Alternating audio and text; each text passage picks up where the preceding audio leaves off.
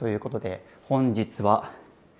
3月29日ミニマリスト支部最後の29歳20代が終わる日ということで、この動画は3月30日僕が30歳になる日に動画公開しようと思ってるので、いやー、ミニマリストブログを書いてた頃19歳だった僕はもう30代突入ということでおじさんになってしまったなと。ですが今からルームツアーをしながらどんなものが置いてあるのかちょっと見せていこうと思うんですが、僕台車で引っ越してきたくらいですね、持ち物の数以上に持ち物の体積にすごいこだわってます。どんだけ数が少なかろうとその体積が大きかったら、それこそ僕台車で引っ越したりとかタクシーで引っ越してきたりとか、この物量だったら全然自家用車でも引っ越せますが、という時にやっぱり極力僕あんまり業者を使いたくない、それこそ今3月この時期になるといつも引っ越し難民っていうので業者が見つからないとか、業者が高すぎてもう100万単位でなんか請求されたとかっていう感じですね。もう僕とにかく業者を今まで一度も使ったことがございません。業者を使わず自力で運べる量の持ち物だけで生活するっていうのが自分のマイルールになっているので、こんな風に薄く畳めるベッド、机などもろもろ置いてあるので、ということで一番最初がこの字デスク2つになります。早速組み立てていこうと思いますが、これ急げば1分くらいで組み立てられるくらいですね。こんな感じで、はい、板1枚状でコンパクト。でこの板をこうやってですねピタッとくっつけると、あとはこんな感じでくるっと、はい、回せばもう足がこれくっついてます。で今あえてノーカットにしたんですけども、多分今10秒ぐらいで終わったんじゃないですかねっていうぐらいこれすごい画期的で分解できるし、簡単に組み立てできて引っ越しも簡単な、じゃじゃん、こんな風になりました。でこんな感じで10キロちょっと 12.5 キログラムとかだったかな。なんで重すぎず軽すぎず、まず1個目設置完了ということで、2つ目も組み立てていくんですが、1個じゃダメなのかと思う人もいると思うんですが、この後なんで2個買うのがおすすめか紹介したいと思うんですが、ということでこの字デスク2つが設置完了しました。続きまして椅子とパソコンとかこの机の上に置いてあるもの、はい、ということで設置が終わりました。おのおののアイテムはまた後で紹介します。続きましてはこちら折りたたみベッドセミダブルということで、はい、すごいコンパクト、片手で持てるくらいの重量感で、ちなみにこれも組み立てめっちゃ簡単で1分もあれば終わります。はい、ということで30秒もかかってないんじゃない？あとはこれ寝袋と枕ですね。こんな感じで寝袋で寝てます。ベッドの上で。ほいせい。よし、という感じでこの部屋の組み立てが終わったので、今からルームツアーしていきます。はい、ということでまずはこちらが玄関になります。玄関入ってすぐの眺めはこんな感じになっております。ワンルーム30平米の部屋になりますね。ということでまず玄関なんですけれども、ドアです。これ真っ白くリメイクシートで DIY してあります。もともとは緑でした。で他にもですね、このドアの縁なんかもマスキングテープでこれ貼り替えて、元はベージュだったんですけども、ちなみにドアのここにはスマートロック取り付けてます。スイッチボットロックプロっていう製品で、外に指紋認証パッドと暗証番号で打てるものになってるので、鍵いらずキーレス生活できますし、友達とかに暗証番号を教えとけば僕がいない時でも勝手に入ってもらえるので、すごい重宝してます。で玄関入ってすぐまず靴が2つあります。スニーカーオンのクラウドモンスターというスニーカー、これ2023年に買ってよかったもの1位で過去に紹介させていただいたくらい気に入って履いてる靴と、でこれサンダルなんですけども、素足で履けるスニーカーみたいな、サンダルとスニーカーの中間で、これキーンっていうブランドのユニークっていう製品になりますね。でそのままこちらがカバン置きになってます。この家見てもらっての通り靴箱とかが一切なくて、もう収納この家全然ないんですよね。唯一の収納が多分このキッチンのシンク下だけで、もう一切収納がなくて、なので押し入れとか収納の奥に詰め込んで隠すってことができないので、もう物の量が丸分かりというか、僕も結構このお家来てから物減らしたんですけども、という感じでここ置きっぱなしになってます。ちなみにここね、引っ掛けようとしてこういうフックも取り付けたんですけども、これ粘着テープで貼り付いてて、これ吊るせばいいじゃんと思うじゃないですか。吊るすと剥がれて落ちます。賃貸 OK、石膏ボードでなんか画鋲とかピンでもうあらゆる手段試したんですけど、吊るせないってことが判明して直置きしてます。まず1つ目、これ防災カバン。筒状のミニマルな防災カバンで食材が入っておりません。ラジオとかポンチョとか小物入れとか充電器とかもろもろ細々としたものが入ってて、すぐにパッと取り出せて逃げれるよっていうものですね。でこれが消火器、真っ白いミニマルな消火器ですね。でこれがトートバッグ兼ショルダーカバンっていうので、これユニクロで買ったツーウェイスマートカバンみたいな名前だったと思います。ちなみに1ヶ月の出張も全部これで済ませました。でこれトートバッグにもなるし、ここを調整すればショルダーにもなるよっていうのもそうなんだけど、デザインがすごいね、シンプルミニマルでかっこいいなと思ってこれ使っております。でこの中にバックインバッグという形でショルダーカバンが入ってます。これ僕が監修しているブランドレスイズ JP の小さく畳めるお財布ショルダーっていうので、財布付きのショルダーカバンなんですけども、1泊2日とかもめちゃくちゃ荷物少なくていい時とかはこれに詰めてたりとかするし、今こんな風にですね、折りたたみ傘とか充電ケーブルとか旅先で使う小物とか、こういう風に小さく分解できる自撮り棒の三脚とか含めてですね、もう旅の出張セットみたいな形でパッと行けるようにここに全部まとめてます。毎月最低でも1週間とかは飛び回ってるんで、すぐに飛び立てるようにこの中に全部まとめてあって、物量に応じてカバンを調整してますね。でこんな感じですっぽり入るからすごい便利で、続きましてはこちらコートエシエルのリュックでスティーブ・ジョブズが愛用していたと噂のもので、これもう8年ぐらい使ってですね、このつなぎ目のないミニマルなデザインが好きで、なんか同じようなサイズのリュック2つあっていらなくないと思われた人もいると思うんですけど、これ防災カバンになっていて、これ無印良品で売ってる定番のリュックなんですけども、この中に折りたたみヘルメットとか軍手とか、食材もろもろ入れていて、ちなみにあれとの使い分けでいうと、こっちが主に食材とか大きいもの入れてて、これはもうとっさですぐに逃げないといけない時用のものだけをこっちに入れてるっていうような。なのでトートバッグ、リュック、ショルダーカバンという形で3種類のカバンを使い分けてます。続いてこの2つがお薬ポーチと任天堂スイッチポーチみたいな、この中にお薬が入ってたりとか、ここには任天堂スイッチとかが入ってますね。ちょっとプロコンがあって、僕スプラトゥーンっていうゲームが好きで、ちょっと前も公式の大会出たりしたんですけども、他にもこういう充電池とかガジェット類も少し入ってます。ちなみに玄関すぐそこにここシャワーがありまして、はい、ということで、ちなみにこの物件お風呂がございません。隣はトイレです。僕湯シャンなので、特にシャンプーとかボディーソープがなくて全身湯シャンなので何も置いてなくて持て余してますね。ただ僕近くにスポーツジムがあって、そこで筋トレしてそのまんま大浴場とかサウナ入るので、逆にお風呂いらないんですよね。ぬめって掃除する手間が増えたりとか、お風呂がないってことはその分部屋が広く使えるので、生活スペースが増えるっていうので、もうこんな風にあえてシャワーがない物件を選びました。開けてすぐここにですね、バスタオルでこの後ろに普段使っているシェーバーとか日焼け止めとか保湿剤とか、ここに爪切りとか目薬とか、いろいろ水回りのものをここに集約してます。ちなみにこれはですね、無印良品で買った吊るせる水回りポーチっていうので、もうフリーター時代からもうこれ10年ぐらい使ってますね。ちなみに最近買ってよかったのがこのパナソニックのシェーバーなんですけど、これなんと USB-C 充電ができるので、だいたいシェーバーって専用の充電器が必要なんですけど、家のケーブル1本減らせるっていうので、同じくこれもエチケットカッターで USB-C で充電できます。眉とか鼻毛の処理をするときに使うんですけども、これも USB-C タイプのなので、本当に我が家 USB-C 充電しかありません。ライトニングケーブルとか一切ないですね。続きましてトイレ、こちらのドアも白いリメイクシートで DIY してます。そのまんま開けるとじゃじゃん。ちなみにドアを閉めて真正面を向いてもドアが真っ白。精神と時のトイレって呼んでるんですけど、正直そんなに語ることないっちゃないけど、こだわってる点があるとすればこのトイレットペーパーですかね。これ見てもらったの通りめっちゃ分厚いと思うんですけど、無印良品で売ってる5倍巻きですね。これにすると本当に長持ちするので、買い物の頻度が減るのもそうだし、防災アイテムとしても数を減らしながら長く使えるので、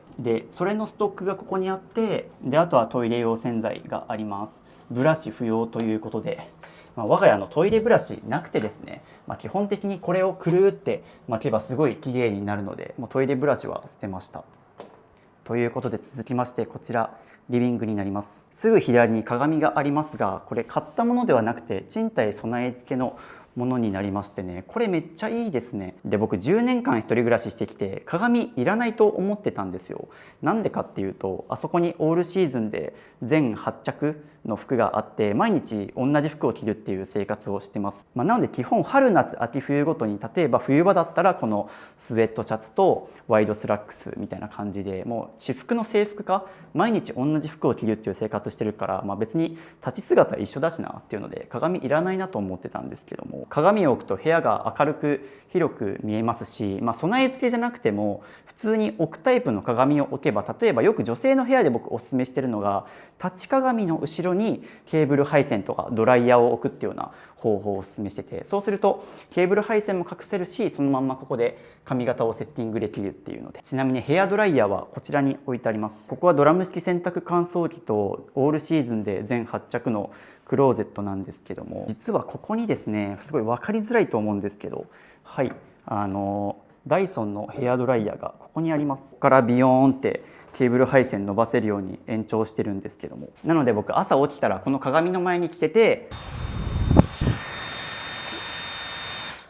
こんな感じでヘアドライヤーをセットしてるっていうようなルーティンですね。で、そのまんまここパナソニック最小サイズのドラム式洗濯乾燥機、最近これ生産終了になったのか、SD ドラムシリーズっていう真っ白な洗濯機が販売されてありますけども、それの1個前の旧型のモデルになりますね。で、これ本当にデザインが好きで、台車でわざわざコロコロ運ぶくらいのものなんですけども、あんまり大型家具買わないんですけど、そんな僕が唯一持ってるのがやっぱりドラム式洗濯乾燥機。やっぱこれがあると毎日の洗濯乾燥が時短できるからすごい楽だし、洗濯回す頻度が増えると服も少なくて済むっていうので、よく聞かれるのが洗剤どこにあるのっていう話なんですが、お湯洗いにしてるので洗剤がありません。なので体も衣類も湯シャンということで、このドラム式洗濯乾燥機ですね、ここに水温こんな風に40度とか60度で調整できるので、僕基本的には40度設定にして洗濯してます。そのまんま横にクローゼットがあります。これ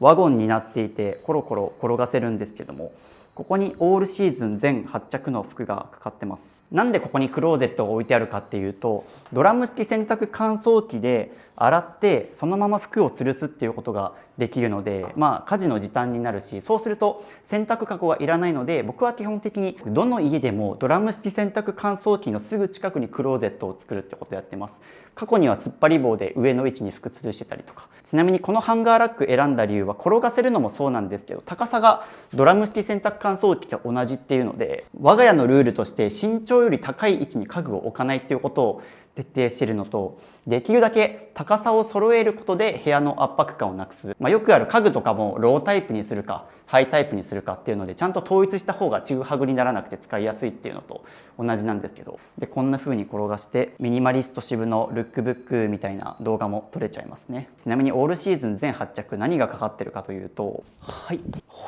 僕が着てる2着含めて全部で8着ですね。でまず夏用の T シャツが2着あります。これ GU で買ったドライポンチクルーネック T シャツっていう全く同じもの2着と、であとこれが長袖のスウェットシャツ、僕が今着てるやつですね。これユニクロのスウェットシャツです。ワイドのスラックスを履いてもう毎日同じ服を着るっていう。で続きましてはオールシーズン履いてるワイドスラックスですね。これ GU で買ったバギースラックスっていう製品でもう4年ぐらいずっと履いてるかな。なので基本的には各アイテム2着、そうすると1着洗濯してる間にもう1着着てっていうループができるから、僕は2着セットアップを作るように春夏秋冬のコーデを組んでます。そのままこちらがバックレスシャツという着るカバンですね。ポケットがいくつかあってパソコンが入ったりとかするので、手ぶらで外出したい時とか秋冬寒い時期はこのシャツジャケットを羽織ってます。でもう1個のアウターがこちらですね。これも GU で買ったダウンベストですね。ダウンベストはミニマリストの人におすすめで、僕過去にですねファッションアドバイザーの MB さんという方と動画撮ってるんですけども、で MB さんにもしミニマリストだったらどんな服選びますかって聞いて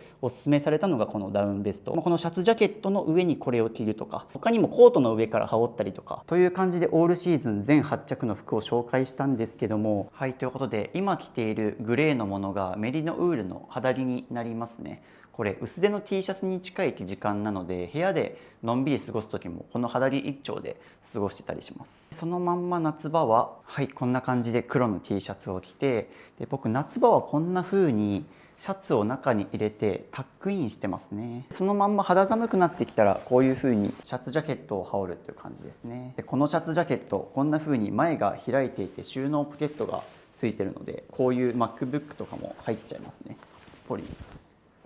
僕過去にこれを着て手ぶらで海外旅行行ってきたことあるんですけど、お前荷物どこにあるんだって保安検査場で止められたことがありますね。で冬になったらダウンベストをこんな風にシャツジャケットの上から羽織って冬のスタイル完成ということで、ダウンベストのいいところは春秋のアウターをそのまんま延命できるっていうところですね。こんな風に年間オールシーズン発着で過ごしてます。でそのまんまですね、こちらに下着入れがあります。これ無印良品で買った吊るせる下着ポーチと、これも無印良品の吊るせる収納なんですけど、ここにタオル入れてます。洗濯終わってガサッと入れれるので、上下に2枚ずつフェイスタオル4枚持っていて1枚洗ってますけども、雨が降った日とか友達が来た時に貸したりとか含めてフェイスタオルが4枚あれば事足りる、ミニマリストの定番テクニックでバスタオルの代わりにフェイスタオルにするっていうテクニックがありますけども、そうするとかさばらないし洗濯乾燥も楽っていうので、最近愛媛に行ったんですけど今治タオルの専門店があって、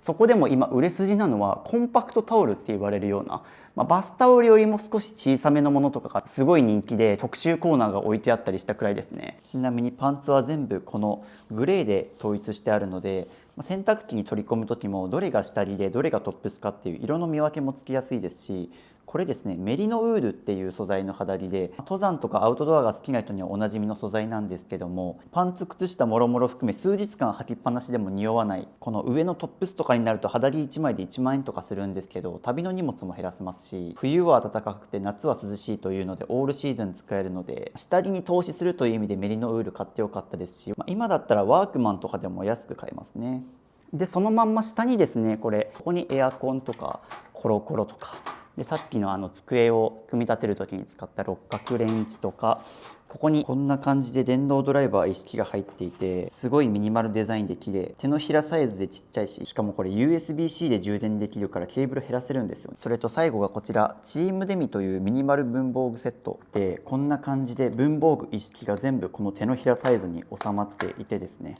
これ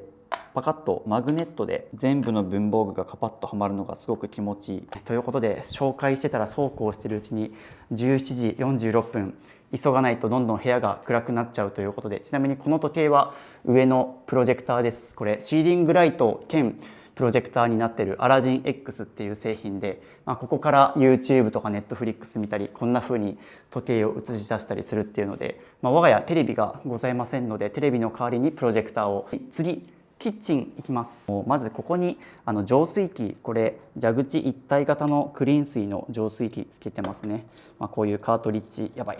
ここから水を出してろ過するっていう、なので基本的に僕常温で水飲んでます。でそのまんまここにハンドソープ、ちなみにこれセブンイレブンのハンドソープで、意外とデザインがシンプルだし横置きすれば真っ白になるから気に入ってます。であとここに歯ブラシと白いコップで、そのまんま上に無印良品の吊るすワイヤークリップでこんな風にタオルを吊るして、ここで手を拭いたりしてます。基本的にキッチン上は何も置かないっていうのを徹底してます。でそのまんま左がミニマリスト渋家のミニマム調理道具セットということで、電子レンジ、最小サイズの IH ヒーター、超ちっちゃい保温庫、ちなみにここの中にはですねアボカドとあと納豆が入ってて、僕発酵食品に最近ハマって、キムチ、このねセブンイレブンのキムチマジで美味しくて、でキムチとか納豆とかってやっぱ数が余るし発酵食品だから常温保存できないっていうので、冷蔵庫はいらないんだけど、こういう感じのもうちっちゃい保温庫買ってます。これ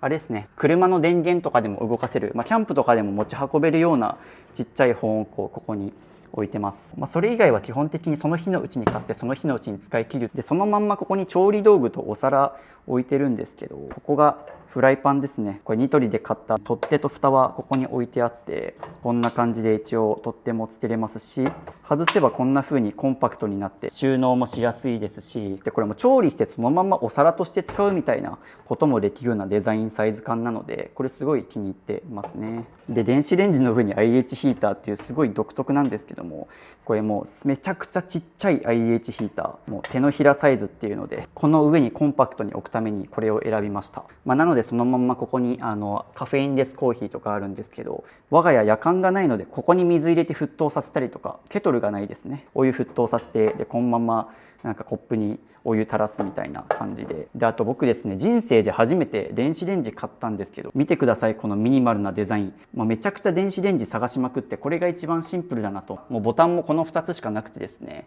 はい、500W、200W、あと時間の調整があるんですけど、僕もともと電子レンジ買ったことなかったんですけど、なんかこのキッチンのこの高さがすごい気になって、どう使おうかなって、なんかここにぴったりはまるガスコンロとか IH ヒーター買おうかなとか思ったけど、こんなにでかいのいらないしなとか、というのでうまく高さ作れないかなと思って、なんかこの電子レンジにしました。で最近の僕の自炊はもうほぼ全部電子レンジ。この3つのうちどれか1つ残せって言われたら僕電子レンジ選ぶくらい、最近なんか電子レンジ初めて買ってみてすごい時短できていいなと思って。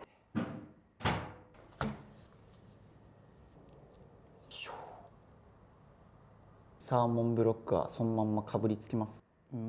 ここが我が家の食料ストックになってて、プロテインとか、あとこれお水ですね、防災用のお水。最近これ Amazon で見つけた紙パックの水ですね。しかもこれ真っ白でミニマルデザインっていうので、防災用の水でペットボトルのものを買うと処分がめんどくさい。もう我が家ペットボトルのものは買わないって決めてるので、基本的に紙パック、こういうプロテインのものとかもそうなんですけど、エコっていう点もそうなんですけど、シンプルにゴミの分別がめんどくさいっていうので紙パック買うようにしてます。でこれが2箱あって、防災用の飲み水として3日分のお水があります。であとここにパックご飯があったりとか、これでも最近お米はですね、もうパックご飯にしてます。もうパックご飯だったら1分半でチーンってすぐご飯炊き上がるし、あとは最近僕なんかさつまいもばっか食ってるんで、基本は芋食ってますね。で芋ふかすのにこの電子レンジが便利でですね、で最近はこの電子レンジ対応のパックに水とさつまいも入れて、でチンするとすぐ美味しいさつまいもを食べれて時短できるっていうので、さつまいもふかす用電子レンジみたいになってるんですけど、あとここに普段飲んでる太るプロテインですね。こっちは普通のプロテイン、こっちがハイカロリーな。であと防災アイテムとしてもこれすごい炭水化物がいっぱい入ってるので、最悪水道が止まった時もこれ組み合わせれば炭水化物取れるし、基本的に我が家プロテインもお水も2箱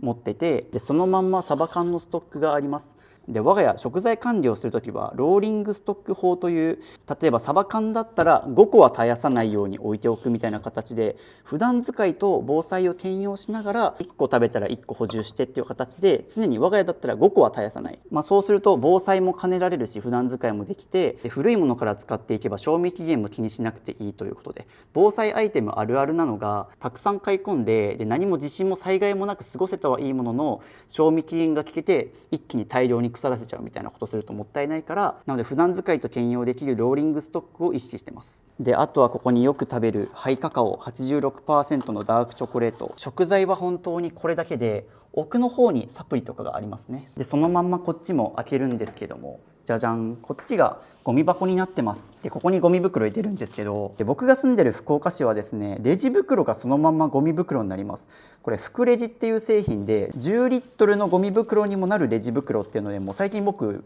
エコバッグとかマイバッグ持ち歩かなくなっちゃったんですけど、これ一番合理的ですよね。普段使ってるレジ袋がそのままゴミ袋になるっていうので、だからもうこんな風に10リットルでちっちゃいので、2日に1回か毎日基本的にもうゴミ出しに行って、燃えるゴミをそんなに溜め込まないようにしてますね。でペットボトルも買わないからペットボトル用のゴミ袋もいらないし、たまに出るこういう燃えないゴミ袋と燃えるゴミの2つしか置いてません。ちょっとゴミ袋と距離を離して、こっちに洗剤が入ってますね。ウタマロクリーナーとかウエットティッシュとか、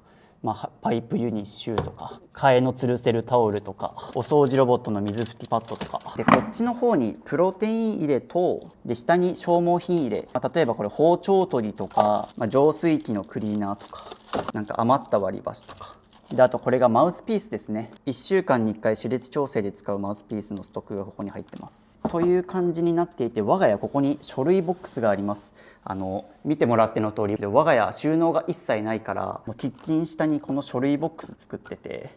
ここに印鑑とか、こんな感じで透明のクリアファイルに必要な書類、これは商標の書類とかですね。あとは賃貸契約書で、基本的に思い出のものはこのクリアファイルに収まる範囲内っていうので、なんかチェキが入ってますね。このフルーツジッパーの松本カレンちゃん、なんか友達の女の子はフルーツジッパー大好きで、僕が友達の結婚式行けなかったから代わりのご祝儀としてフルーツジッパーのライブ友達夫婦におごったんですけど、その時一緒に撮ったチェキですね。これなんかコロナ直後だったから2人ともマスクしてるんですけども、なんかそっからめちゃくちゃ今人気になってびっくりで、友達の推しが松本カレンちゃんだったから僕も一緒に撮ったんですけど、なんかそれ以来フルーツジッパーすごいハマりましたね。であとは経費用のクリアファイルがここにあって、という感じでクリアファイルが計4つここに入ってます。であとはこれ書類ケースで法人用のクレジットカードがここに入ってたりとか、こっちがプライベート用で、例えばパスポートとか、あとはここにたまにしか使わない小銭とか診察券が入ってます。ちなみにこのドアもリメイクシートで白く張り替えてますね。キッチンが白いとすごい清潔感がある。張り替えてよかったです。であとは食器がですね、なんか深いお皿と深めの大皿っていうので、もう基本的に僕ワンプレートご飯しか作んないから大きめの深めのものが置いてあって、デザートスプーンと、で僕包丁はこれ1本でセラミックナイフにしてます。金属の刃物の感じが苦手だからセラミックにしてて、でこれフルーツナイフめっちゃちっちゃいやつですね。もうこのサイズがあれば十分切れるからというので、これをそのまんまもうフライパンの上に直置きしちゃってますね。でそのまんま裏がですね、こんな風にさつまいもふかす用のパックがあったり、プロテインシェイカーとかカフェインレスコーヒーとかで、あとここに調味料があって、オリーブオイルと塩と、あと最近買ってよかったのがこのトリュフ塩ですね。なんかトリュフ塩あると美味しくなるよって言われて、僕基本的にサラダとか食べる時ももうオリーブオイルと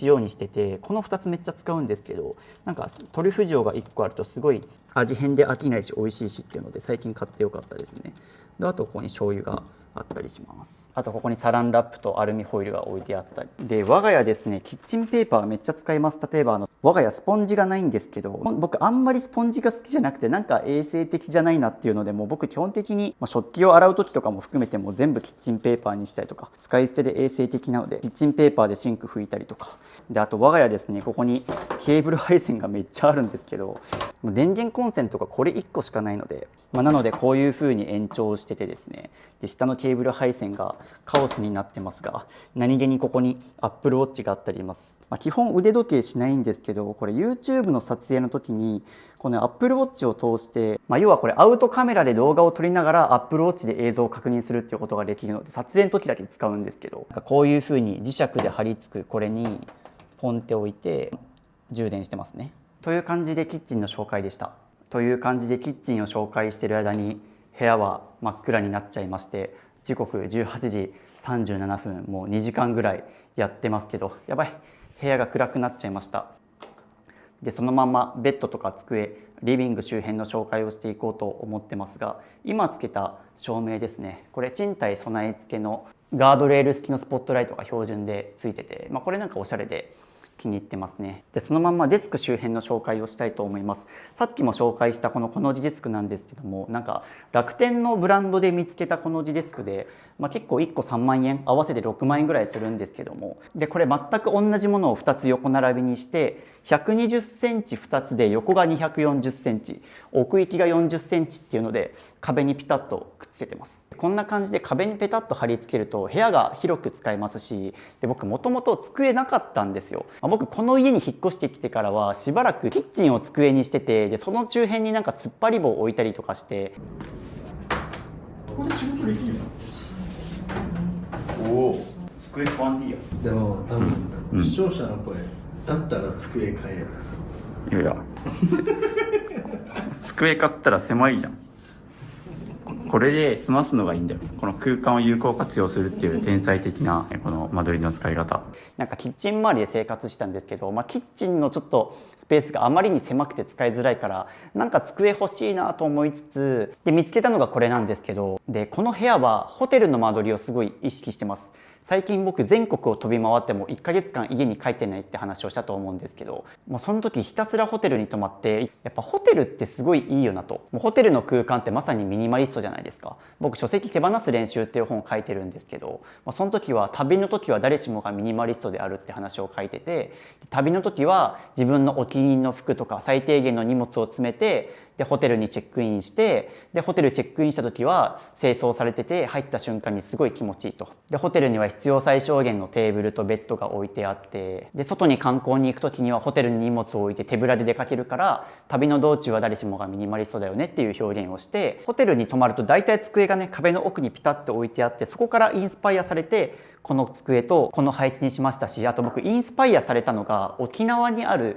エミール泣き人っていう真っ白なミニマリストホテル、過去の動画でも紹介してるんですけど、そこに置いてあった机がまさにこういう感じのコの字デスクに近いもので、なんかあのホテルの空間めっちゃ好きだなと思ってこのコの字デスクを買いました。でそのまんまデスクの上に何が置いてあるかデスクツアーをしようと思うんですが、僕最近パソコン買いまして2台置いてあります。これですね、8年前のパソコン、12インチ MacBook っていう古いパソコンを最近メルカリで買ったんですけども、ひらがながないやつを買いまして、両方ともそうですね。僕ひらがなキーボードが好きじゃなくて、情報量が多いからこのすっきりした US キーボード両方とも使ってますね。でこれ歴代 MacBook で一番ちっちゃくて一番薄くて一番軽いっていう、もうこの12インチ MacBook が軽すぎてですね、もう絶対これから出張が楽になるっていうので、出張用のサブ PC としても使いつつ、なんか僕最近めっちゃ AI ハマってて、最近 AI で漫画作ったりとか LINE スタンプ作ったりとか、あとメールの返信する時も絶対 AI のチェックを入れて、で AI に文章を作ってもらって返信するとか、あと僕の片付けサービスのホームページのこのイラストとかも AI で作ってますね。実は最近ミニマリスト支部 AI っていうのを作ってて、で概要欄の LINE 登録してもらうとミニマリスト支部 AI に質問ができるっていう、例えば人生相談とか片付けの悩みとかを LINE のメッセージに打ってもらうと AI の僕が答えます。でこのミニマリスト支部 AI すごくて、僕の過去の書籍とかブログとか YouTube の書き起こすとか Twitter の文章とかも30万文字以上 AI に打ち込んでるんで、もう第2の支部、もうミニマリスト支部の影武者かよっていうくらいもう情報を与えまくってるので、ぜひ概要欄の LINE 登録してみてください。4月中にはリリースできると思います。もう僕今 AI にサブスクで毎月4万円ぐらい払ってるんですけど、っていうくらいもう今自分の仕事に AI めっちゃないと困るし、 AI も寝不足になるくらいハマってめっちゃいろいろ使ってるんですけど、っていう時に AI 触ってる人共感してもらえると思うんですけど、2画面欲しくなるんですよね。なので常にこのサブ PC の方でチャット GPT とか AI 開いといて、こっちで作業したりとか、最近の AI って頭もいいんだけど答えの返答に時間がかかったりするから、もう2画面同時でチャット GPT 開いて、で2つ同時に AI 動かして答え待つみたいなことやってるから、もう僕本当に最近家に引きこもってなんかこんな感じでなんかもうめっちゃ AI 叩いてますね。であとちょっと料理悪くて申し訳ないんですけど、なんか僕パソコン触る時なんかデスノートの L みたいにこういう風に椅子の上でなんかあぐらかいてパソコン触るみたいなのがすごい落ち着くから、なんか家の中では本当にこの体勢でずっとパソコンやってるみたいな。ちなみに僕小学生の時も子供部屋にパソコンが3台あって、もう常になんかディスプレイ2枚か3枚で動かしてずっとオンラインゲームするみたいな、ウィキペディアを見ながらオンラインゲームしたり、なんかキャラを2体同時に動かすみたいなことやってて、で基本的に僕なんか画面の数が多くなるとマルチタスクになっちゃうから、例えば YouTube ダラダラ見ながら作業しちゃったりとか、基本画面1枚の方を推奨してるんですけど、やっぱ AI 時代になるとやっぱ2枚あると AI 動かしながら作業っていうことができるから。ちなみになんでサブディスプレイじゃなくてノートパソコン2台かっていうと、 Apple 製品って実は個別に使うだけじゃなくて、こんな感じで画面ミラーリングでサブディスプレイとして使えるんですよ。これ別に MacBook じゃなくても MacBook プラス iPad みたいな形でもいけるし、一つのマウスでこんな風に画面2つ使えたりできますし、ミラーリングを切ってそれぞれ使うっていうこともできるから、なんかディスプレイ2枚欲しいって人はノートパソコン2台っていう選択肢にしとくと、なんかちっちゃいサブ PC とか買って身軽に持ち歩くよとか、家でがっつり重い作業するよとかで分けられるから、久しぶりにディスプレイ2枚欲しいと思った時に MacBook2 台持ちはすごくいい選択肢だなと思いました。で MacBook が2台と、上にはこれグラスサウンドスピーカーっていうスピーカー兼間接照明と、あとこれプロジェクターのリモコンと、あと最近結構紙で書くのハマってて、普通にルーズリーフとこの無印良品で買った3色ボールペン、なんか白いデザインミニマルで好きだなと思って、これをこんな風に置いて、デスクの周辺はもうこのアイテムしか置かないっていうのを決めてます。ちなみにデスク周辺の充電ケーブルはここにあります。でこれ世界最小サイズ 45W の急速充電ができるこの薄型のこれをここに貼って、でここからビローンってなんか巻き取り式の2メートルのケーブル2つで上充電してるんですけど、正直ここはちょっとねもう少しやりようあるかなと、今ちょっとたるませてますけど、あえて一応ケーブルを引っ張ればピンと張れるんですけど、ここはもう少しちょっと改善の余地あるかなと思ってます。ちなみにこの充電ケーブルめっちゃ太いんですけど、急速充電できるから、スピードが速いやつですね。という感じで他にもですね、スマホとかの充電も基本ここでやってますね。あと使ってるスマートフォンなんですけど、この撮影に使ってる iPhone と Galaxy の折りたたみスマホも使ってます。これはどうしてもスマホでスマホを撮るとか絶対に必要なので、スマホは Galaxy と iPhone2 台持ちです。ちなみに僕が使ってるのが最新の Galaxy Z Fold 6っていうやつで、これで電子書籍とかも広く読めますね。でこのデスク使い道が広くて、こんな風に L 字デスクにしたりとかで、持ち運びも簡単なのでキッチン周辺に持ってきて、で2台目をこんな風に持ってくると見てください、これジャストピタッとはまるんですよ。なので同じサイズで2つ買うのがおすすめといった理由は、こんな風にくっつけるとダイニングテーブルとしても使えるよというので、こんな感じで複数人で食卓を取り囲むっていうこともできますし、足が抜けてるんでね、すごい開放感があるというので、こういう使い方もできてすごい汎用性高いですね。イメージこんな感じなんですけど、僕ちょっと友達少ないんでこの使い方することは少ないですが、あとはですね、これを例えば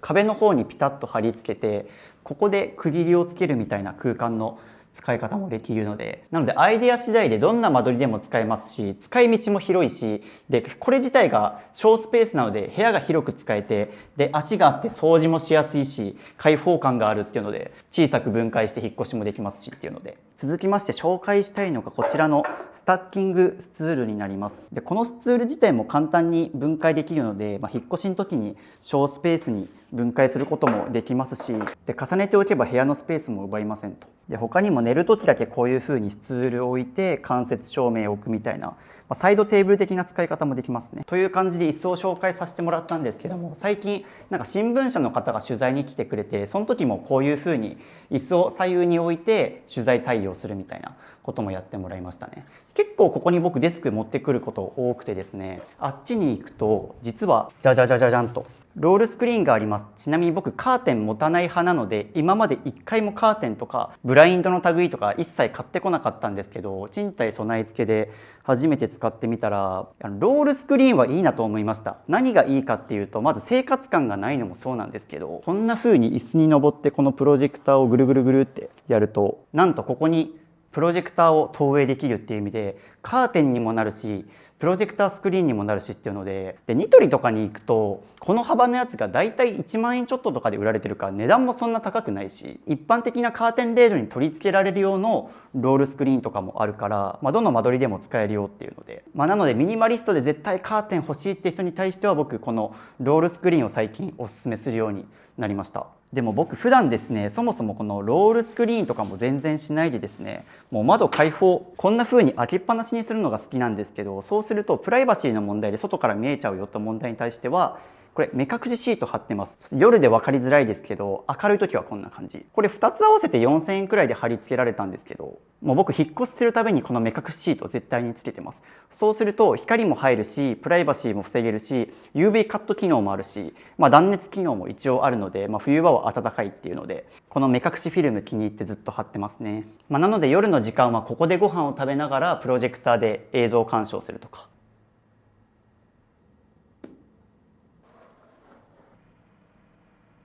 あとミニマリスト渋のイメージってこんな風に床で座禅組んでるイメージだと思うんですけど、実はここじゃじゃじゃん、我が家こんな風に赤ちゃんの家にあるジョイントマットを敷いて部屋を真っ白くしてますね。正直言うとこの床も明るくてすごい素敵な床だなと思うんですけど、やっぱ僕はもう真っ白がいいっていうのと、このジョイントマット敷いてるとそれこそ床に座るのが痛くなかったりとか、冬の時期だったら底冷えしないから床が暖かくなったりとか、あと物が少ない部屋って声がめちゃくちゃ響くんですけど、これを敷いておくと吸音材の役割も果たしてくれるから、喋る YouTuber 的にはありがたいということで、結構機能性も含めてこのジョイントマットにしてますし、値段も安いし貼るのも簡単。こうやってベタベタ貼るだけなので、我が家はこれで部屋を白くしてますね。最近僕も30歳ということで、同級生が赤ちゃんとか子供を連れてくること多いんですけど、親御さんに喜ばれるということで、デザインも機能性も優れていて気に入ってます。そして最後、ベッド周り紹介します。これ上にかぶってるのは羽毛布団ではなくて寝袋です。昼間日光が当たってる時は白く見えるんですけど、夜光が当たってない時はこんな感じでライトグレーな色味になってますね。で、どういう風に寝てるかっていうと、布団にもなるし封筒型の寝袋にもなるよっていうものを上からかけてて、でもう一個もともと使ってたこのグレーの寝袋は寝袋の状態にしてます。なので僕どういう風に寝てるかっていうと、寝袋をこういう風にかぶってこれを上からかぶせてる。そうすると寝袋で寝ながらも見た目がベッドっぽくすっきりおしゃれになるし、冬場とかってベッドから出るのめっちゃ億劫じゃないですか。っていう時にこうやってほっとそのまんまで、このまんま寝袋で移動できるんですよ。でそのまま脱いで洗濯機にこうやって放り込めば洗濯もできちゃうっていう。僕が使ってるこの寝袋、スノーピークのエントリーパック SS っていうやつで、これクッションにもなるし布団にもなるし寝袋にもなるしっていうので、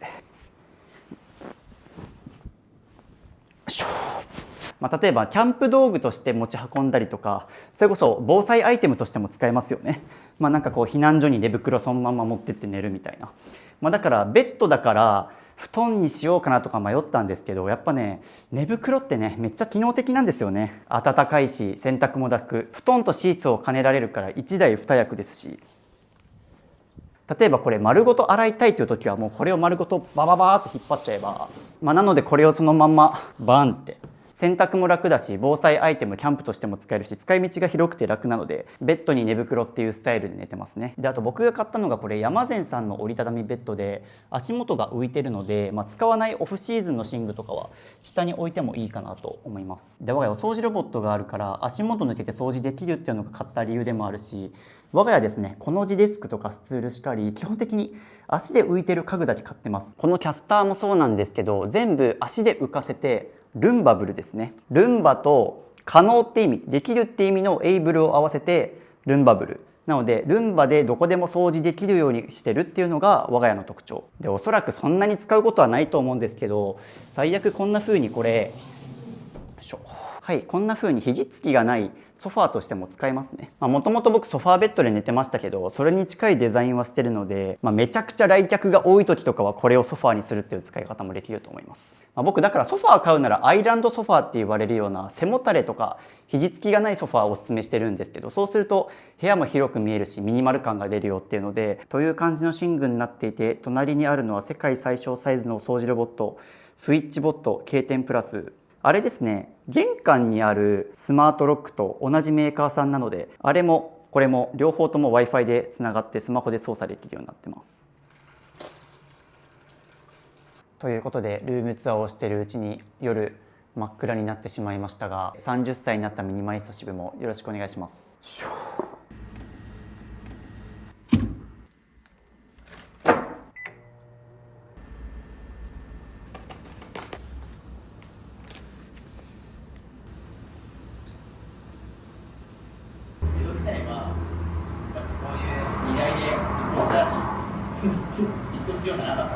いや、なんで時代逆行してんの？そう考えるとやっぱ持たない暮らしのコストかからなさえぐいっすね。例えば僕単身引っ越しパックっていう一番安いやつで、結局こっち引っ越してくるのに30万ぐらい。どこでも暮らしていけるわけ。やばいやばいやばい。20代最後の日が終わってしまいます。あと1分で30歳。5、4、3、2、1。30歳になりましたということで、今日動画を出せるように今から徹夜で編集です。誕生日になったけど誰からも LINE が来ない気がする。誕生日おめでとう LINE は来ません。僕誕生日お祝いされるの苦手で、LINE とかインスタ、ツイッターとか含めて誕生日公開機能をオフにしてるんで、基本的に SNS で僕の誕生日わからないようにしてるから、本当に仲のいい友達からしか、お祝いとか LINE 来ないんですけど、ということで30歳独身孤立孤独男のミニマリスト支部を今年もよろしくお願いします。